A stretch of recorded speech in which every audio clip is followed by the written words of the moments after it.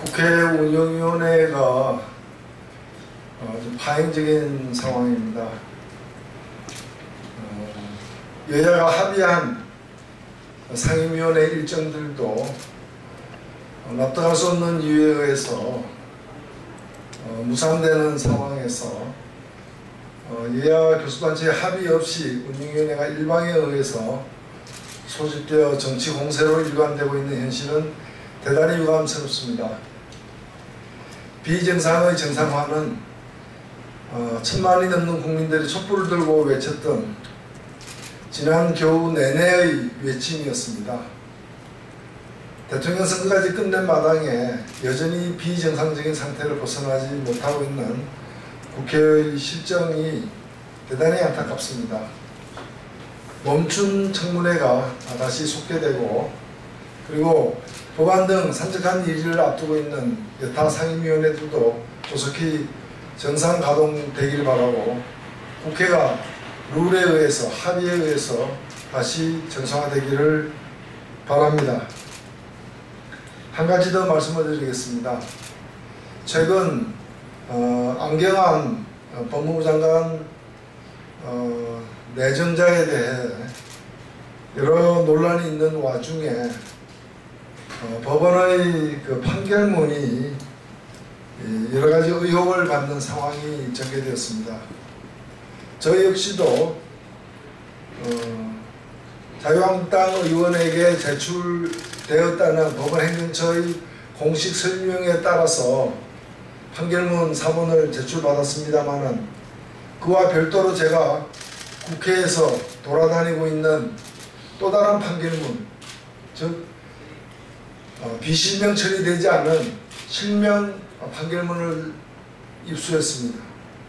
이 두 개의 서로 다른 판결문이 어떻게 해서 존재하는지에 대해서 수사가 필요하다고 오늘 아침 방송에 출연해서 제가 문제 제기를 했습니다. 그리고 몇 시간 지나지 않아서 법원 행정처에서 일종의 자수를 해왔습니다. 그래서 그 말씀을 좀 드리고자 합니다.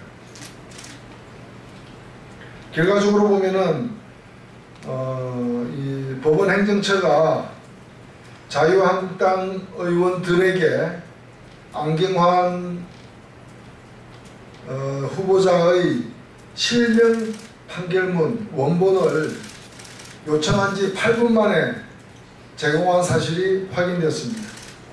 이것은 개인정보가 노출된 판결문을 공개할 경우에 처벌하도록 되어 있는 위법한 행위입니다. 모든 판결문은 비실명화 처리되어서 공개한다는 원칙이 깨졌습니다. 그것도 요청한 지 8분 만에 제공이 되면 아마도 한국 신기록이 아닐까 저는 생각되는데, 이 부분이 규명이 되어야 됩니다. 언론에 제공된 경위도 소상하게 규명이 되어야 할 것입니다. 법원 행정처 관계자가 직접 밝힌 바에 따르면은 자유한국당 A 의원과 B 의원은 각각 6월 15일 오후 5시 33분, 5시 35분에 국회 의정자료 시스템을 통해 판결문을 요청했습니다.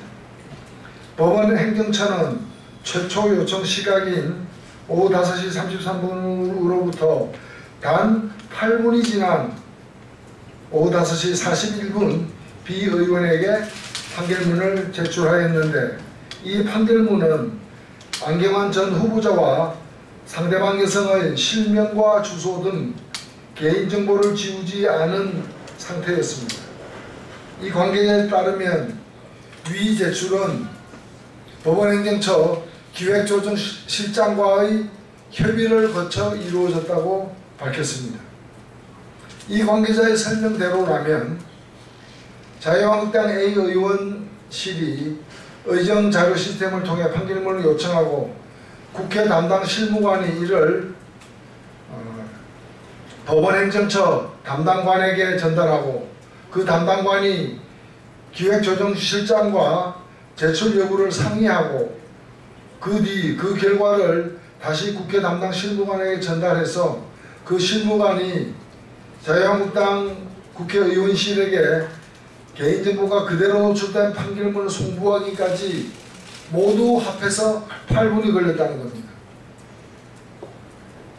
우선 법원 행정처가 이러한 행위의 위법 소지에 대해서 전혀 고민하지 않았거나 혹은 이미 사전 합의가 이루어져서 그 합의에 따라서 전격적으로 8분 만에 모든 절차가 끝냈는지 의심하지 않을 수 없는 대목입니다. 특히 안경환 교수는 당시 인사청문회 대상인 공인이었지만 상대방 여성은 국회에 개인정보가 공개될 이유가 전혀 없는 일반인입니다. 이러한 일반인의 개인정보가 그대로 노출된 판결문을 송부한 사례도 없거니와 그 경우 담당 법원 공무원은 법적 책임을 져야 할 것입니다. 민사소송법 163조 2에 따라서 가사소송 판결문도 열람 및 복사의 대상이 될 수는 있습니다. 그러나 대법원 규칙으로 정하는 보호 조치를 반드시 거치도록 되어 있습니다. 비실명 처리를 하지 않을 경우에 법원 공무원 등은 민형사상 책임으로부터 면제받지 못하도록 되어 있습니다. 또한 8분이 걸린 이 문제에 관해서 법원 행정처는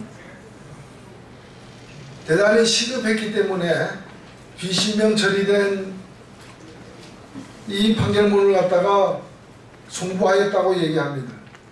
그러나 그 시점은 법사위의 인사청문회 날짜도 정해지지 않은 상태였습니다. 그것이 그렇게까지 급한 일일 수가 없었습니다.